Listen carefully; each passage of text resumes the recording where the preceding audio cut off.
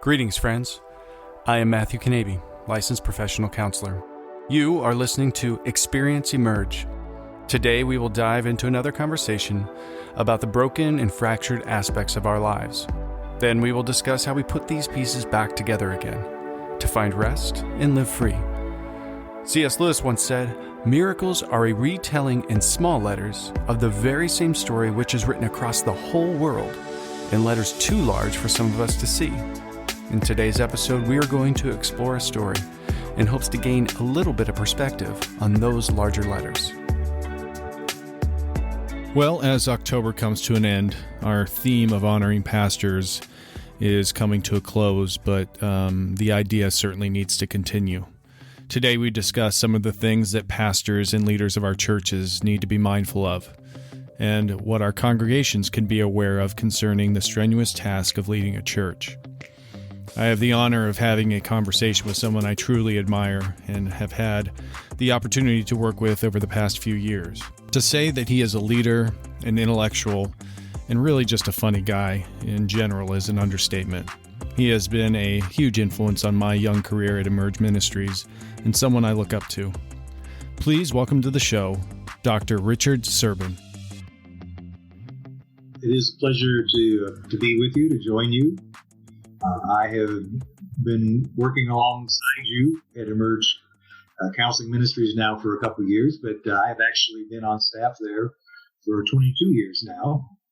And actually, as my hair is starting to show too well, I spent a lot of my life in the mental health field. I've been 40 years in that field, 30 as a licensed professional, and started out originally thinking that my vocation would be more of a traditional pastoral track, and along the way got really drawn into more of the pastoral care side of things.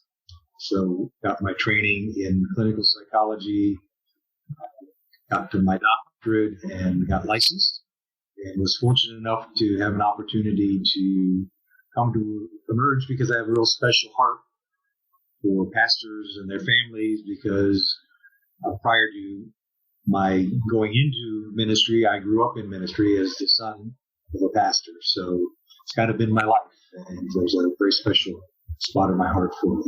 Mm-hmm. What do you think really kind of gravitated towards the clinical side of this whole experience and doing the pastoral thing, but also taking on a clinical perspective as well? I think for some of it was I knew I had a real calling to full-time ministry, but just didn't feel like I had that many gifts as a pulpiteer, a public speaker. Mm-hmm. And so just really kind of searching for where that fit would be. And yet the classes that I had in psychology, it was just resonated, felt at home right away.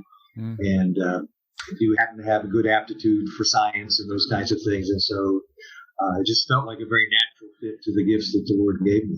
Mm-hmm. And at your time, since you've been kind of working in the clinical world and Emerge, what kind of population of clients do you see most often, and where is your area of expertise? This is one of those sort of fortuitous, unplanned kinds of things, in that while I was in my graduate training, a place that I was working at in Atlanta dealt a lot with addictions. I actually was doing a lot of work with health professionals themselves who had gotten into some sort of addiction or another. And so a lot of my time has been spent with that as sort of a specialty. I have done a fair amount of work with pastors and ministry related things, missionaries. Some of that has been on the side of assessments, trying to help people identify their preparedness, their readiness, their fitness to serve in some kind of ministry field. And then probably in the last 10 or 15 years have really sort of split the addiction and marital kinds of things. I really enjoy working with couples, mm-hmm. Helping them to really find the marriages that God would want them to have. I was so excited to have you on our show because I feel like, we've been working together for the last couple of years, and, your office is right across the stairway from mine, and we get to pass each other in often when I was working in the office, and hopefully someday back again. But I know you have a passion for pastors and people in the ministry. And in the month of October, as it's winding down, we have been focusing on the podcast of honoring our pastors.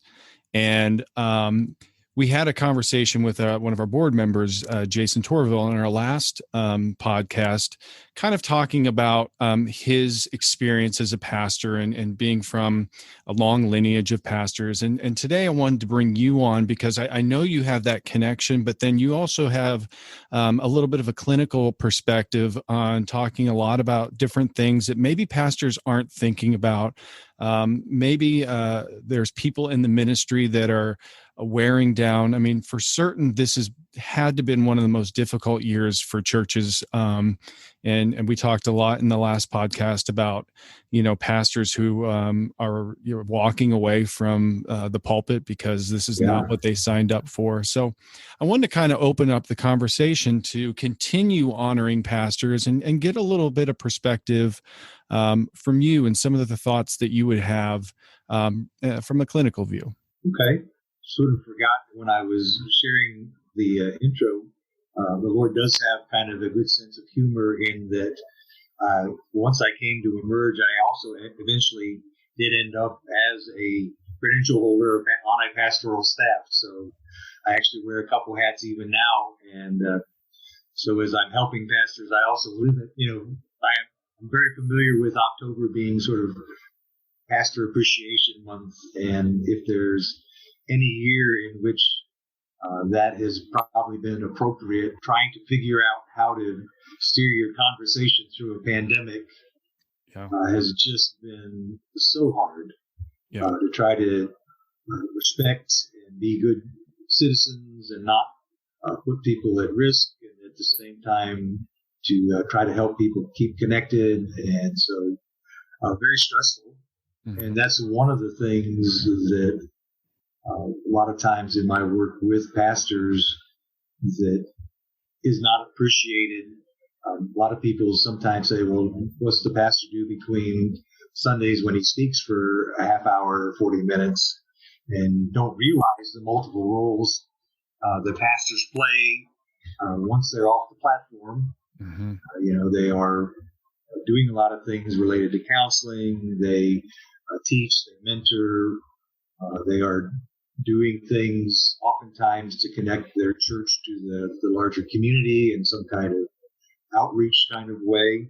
And probably the thing that is a little more apparent now, even than when I first was doing some work with pastors, is the role of the administrative side of ministry. Mm-hmm. Just all the best practices kinds of things to stay on top of, the legalities, the finances, all of those kinds of things. It's a real broad skill set that when somebody is trying to lead a congregation, there's a lot of demands. And one of the big stresses with that is you really sometimes don't have a lot of control over in what order and when, you have a crisis pop up, you got to go see somebody in the hospital, or you can't even get in the hospital. Yeah. So things of that nature. It's a very, very stressful kind of thing in general, and then this past year, even more so. Yeah. So what kinds of things do you think would be important as a therapist talking to this population? What might be some things that they want to be thinking about during this time? Well, some of the things that are very helpful is just to acknowledge the fact that it is stressful. Mm-hmm. One of the things that I think gets pastors into trouble is that they often see in their congregants, see that they want to look toward their pastor as the person who's going to model for them, kind of do the right thing so that they can emulate the pastor. And after a while, it becomes sometimes a little on the enticing side is begin to really believe that you are the person that people would like you to be. And then you start to close yourself off to acknowledging that you are human, you have limits, you get tired. So just giving yourself permission to be human is a good starting point, because once you can be okay with that, then you can start taking some proactive steps that lead to better self-care. You and I talked a little bit about burnout, and I think that's a word that comes up a lot for pastors. I've heard that word come up for therapists too. I mean, it's not isolated to pastors, but in keeping with our focus today, talk to me about burnout. What does that mean? What does it look like, and what should pastors be doing about that? I think burnout is especially challenging for the pastor, because in all fields, I guess people tend to go into that because there is some sort of draw for them, some sort of sense that this is satisfying work.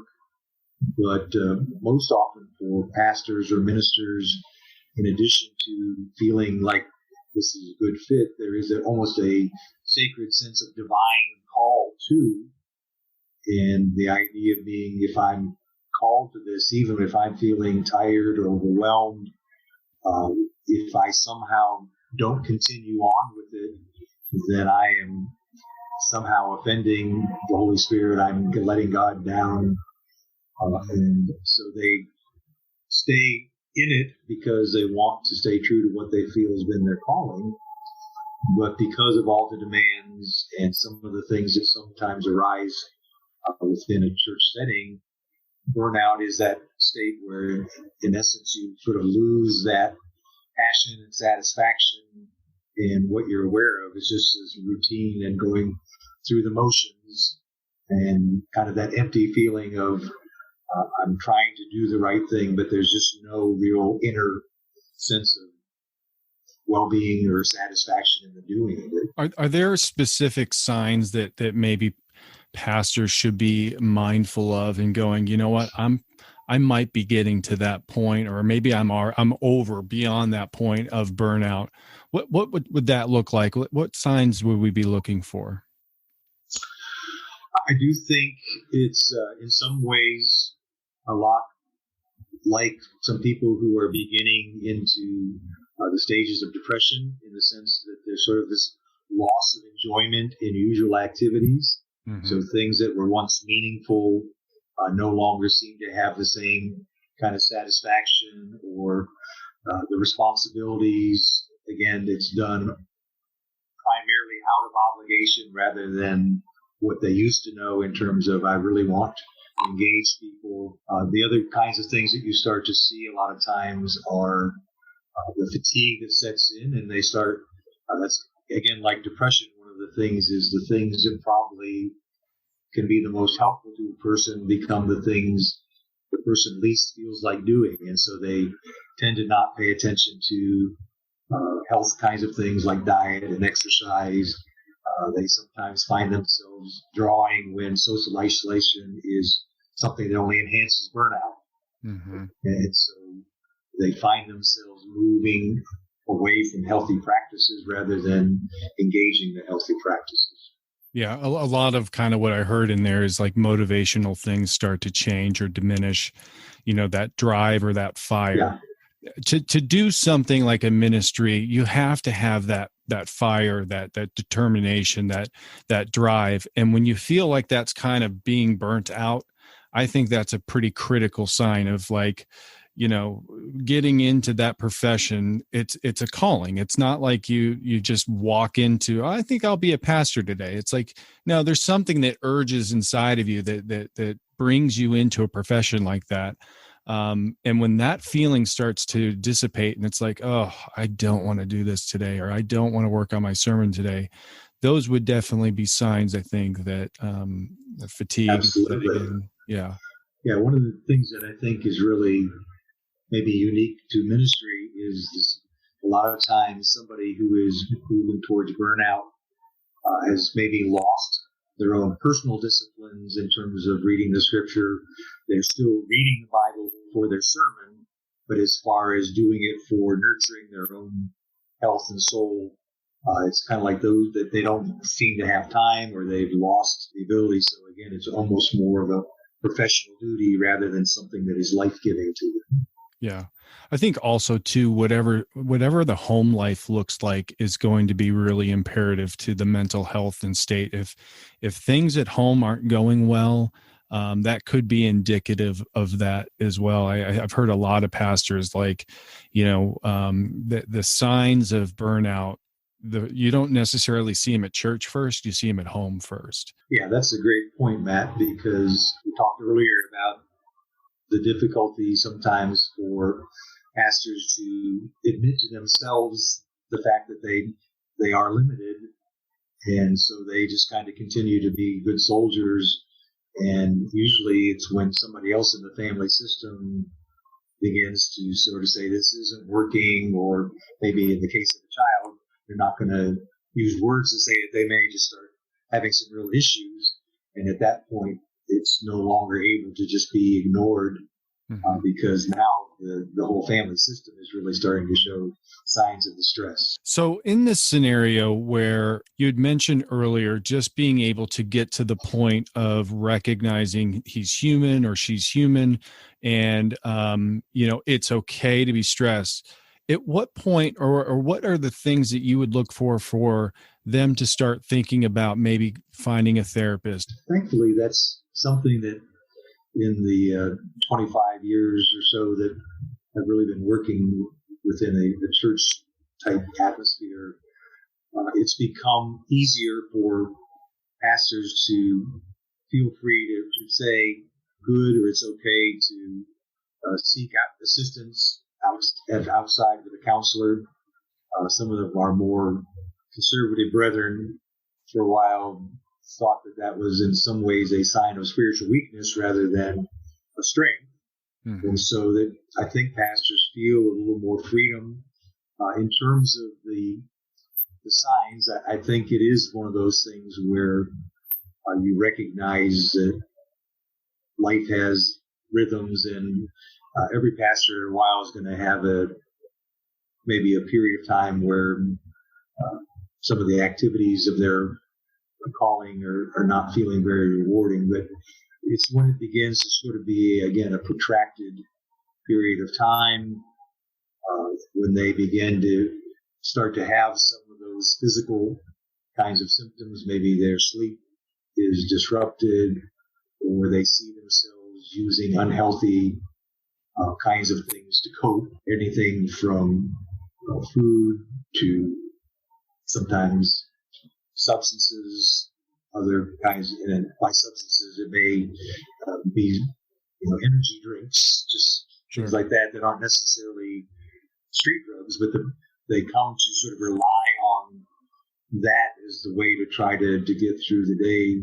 And at first it seems to help, and then they start to recognize that now they can't really feel normal without doing those things. And I do agree. I think culturally we're getting to a place where it's much more acceptable to be open to get therapy. If a pastor comes to you and you're working with him, what might be some of those initial things that you would be doing in therapy to kind of set up self-care or some of the things that you would do initially, just to kind of give some of our listeners an idea of things that they might be able to instill just by listening to our podcast? Usually one of the things that I'm going to start with is just to try to get a sense of what is the larger picture of things. There are sometimes pastors who come in because they feel like maybe they've been at a place for a while and they're not experiencing the kind of success that they thought. So there's a sense of self-doubt or failure, or they may feel like they're hearing voices in the congregation that the church isn't going in the direction that it should be. Mm-hmm. Sometimes it's the opposite. Sometimes pastors who, for whatever reason, the church may experience tremendous growth, and these people are usually very capable, and suddenly it grows to a size where instead of them sort of riding the horse, they're now hanging on desperately by the reins that the church is running them, and yet they don't know how to to let go of that. Mm-hmm. That's where I've worked with a couple pastors who external circumstances seem to just really be working in mega church kinds of settings. And it got to the point where the only way out was to, in some way, sabotage themselves by disqualifying because they couldn't say, I quit. Mm-hmm. And so in an unconscious way, sometimes they sabotage themselves, or other times they get to a point where they begin to rationalize, I deserve to do some things that may not be morally upright because they feel like they've earned for all the stress. So again, too little success, too much success. Sometimes it is the family crisis that brings them in. Sometimes there's staff pastors that are working with senior pastors. So not all church organizations sometimes flow smoothly together. And then the final thing is that there are sometimes people who very sincerely go into ministry who maybe had traumatic childhoods, and the stress of ministry suddenly begins to make obvious some of those woundings. Mm-hmm. And so all that to say, I usually try to get some sense of what are the circumstances that might be sort of leading to, and then beginning to talk about, based on the situation, what are the kinds of activities that might bring a corrective course for them. You know a little bit of my background as a musician, and for years and years and years I toured, and I've talked to a lot of pastors because I've never been a pastor per se, but I do get the idea of a job or career that you never clock out. And I think that's one of the most difficult things. When I was a musician, you're a musician from the time you wake up and you're doing interviews till the time of the show. You're never off. And you never get a moment. And the moment you do switch the button off, there's always somebody there that's going to write about it. It's like you never get that opportunity. And I feel that way the more and more I've gotten close to pastors, worked with pastors. I think they live in that same type of existence. And what would you say to somebody about, being able to unplug and putting in healthy boundaries into their life to be able to exist in that world, but not be consumed by it?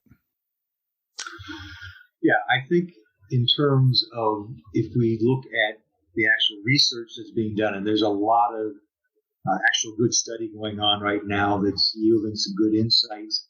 But one of the themes that seems to emerge consistently from study to study are that healthy ministers do have that ability to put appropriate boundaries. They have a healthy work-life balance. They can say no even when it might be easy to say yes. Mm-hmm. And obviously part of that, in order to do that, is to have a healthy enough sense of self, your identity in Christ, to know that some congregants, some people are going to be unhappy with that because in their mind, the ideal pastor, have a little sheet that I sometimes will give to pastors about somebody's write-up of the healthy pastor. And, it has basically a schedule where the pastor's putting in a 120-hour week, and yet he has a day off and, is with his family. And it's just really the unrealistic things. And you have to just understand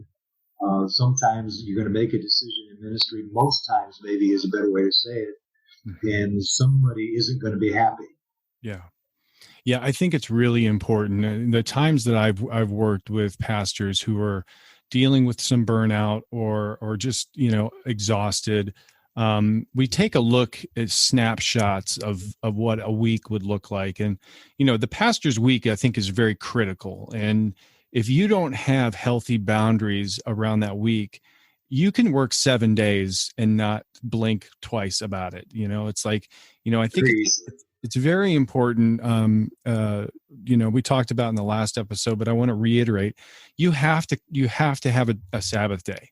If you're Yes. preaching on Sunday, you need to have a day during the week and create somewhat of a normality of a schedule where, you're not taking phone calls at a certain time so you can be present with your family. I mean, different things like that. And being able to have your own personal time in prayer and personal time in the Word, not just preparing for Sunday. It's like having Right. that personal relationship with Christ, I think, is so important that it's really easy just to get caught up and go, I haven't spent really any time with the Lord because, I'm doing all of these other things. Yeah, that's right on target. I do think that the ability to carve out and to hold sacred, both on a routine, in some ways, it's kind of like doing marriage counseling, where I tell people, have a date night a week, do one weekend a month, do 1 week away a quarter if you can. Those kinds of things where you intentionally create some space, unless truly something of an emergency nature. And sometimes you have to really help people redefine what constitutes an emergency. Yeah. They really hold to that. Yeah. I think that's really good. You and I talked a little bit about some resources, and I wanted to give you an opportunity to talk about the Miller-Clarkson book. And I'm going to post those in the description of this podcast so people can have access to that. But I wanted you to share a little bit about what you were talking about earlier. Okay. It kind of goes back to some of the research I mentioned a few minutes ago, because like a lot of things, the first phase of research is trying to define what the problem is. And so a lot of the early research was on what is burnout and how do we recognize it. But we've now kind of moved to the second stage, which is what is it that you do to overcome or counteract burnout or prevent, ideally, burnout. And one of the things that we have seen there are elements from a concept called emotional intelligence, which has now been in the psychological literature for about 25 or 30 years, where it talks about the ability to recognize your own emotions, the emotions in others, and to use those effectively in managing conflict, in regulating when you feel frustrated, how do you discharge that in healthy ways. And so Dr. Jeannie Clarkson has written a book called The Emotionally Intelligent Pastor. And within that, she gives a real good description of what emotional intelligence is, each of those phases of self-care, as well as managing your interpersonal life. And it's a very useful resource. The Duke Divinity School has a whole line of literature that they have been putting out. They've been coordinating with one particular denomination in particular, but I think a lot of it generalizes, is applicable to clergy in general. And then there's a guy over at the University of Warwick in England by the name of Leslie Francis. And so those are three sources where there's an awful lot of information, especially the latter two, if you like to read sort of original sources or scholarly kinds of things. The nice thing with Dr. Clarkson is that she actually has sort of created a resource for Right Now Media. That's a popular opportunity for a lot of people in the Christian community that gives some 2 or 3 lessons that sort of demonstrate or show. She sort of talks out with people how to increase that for themselves. That's awesome. I think that's really helpful.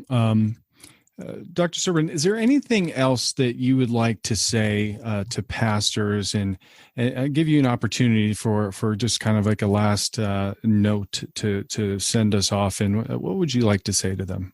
Wow, there's so much that comes to mind to try to pick out one thing. It is obviously, having grown up in that atmosphere, there's just a real special place in my heart for pastors.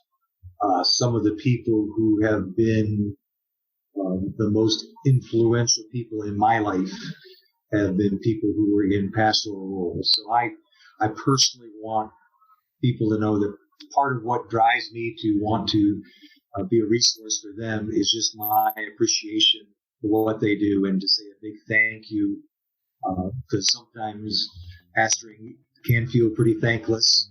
And I just want them to know, to be encouraged, to don't be afraid to seek out resources, do good self-care, maintain good personal spiritual disciplines, stay connected to people. Those are just basic practices. It's amazing how doing 2 or 3 simple things can really carry you through some of the more difficult times. Yeah. And if you're struggling, go see Dr. Serbin, because he's the guy. That's my endorsement for you. I was going to say, I'm a guy. Thankfully, there's a lot of good folks, but it is something that I feel passionate about. Yeah. Well, I appreciate your time. Thank you so much for spending some time with me today and talking about this, and especially wrapping up this month with honoring pastors. I think it's something that is so important that we need to focus on, those people out there who are really leading the church and lifting them up. So I appreciate your time today. Thanks again for asking that. I've enjoyed it.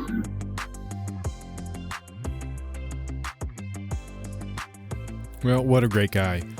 I want to thank Dr. Serbin for taking the time to spend with me and be on our show today. I hope these last 2 episodes have inspired you to take a moment and recognize your pastors out there. I've had a lot of fun working with members of our church, making sure our pastors know that they were appreciated. In our next episode, we're going to be talking about Giving Tuesday in a very interesting way that Emerge is participating in the event. Please tune in for our next podcast and hear what we are doing to raise money and awareness for this very unique group. Please give us a like if you enjoy what the ExEm podcast is doing, and look us up on all the social media sites. Well, until next time, or when our Savior comes, God bless.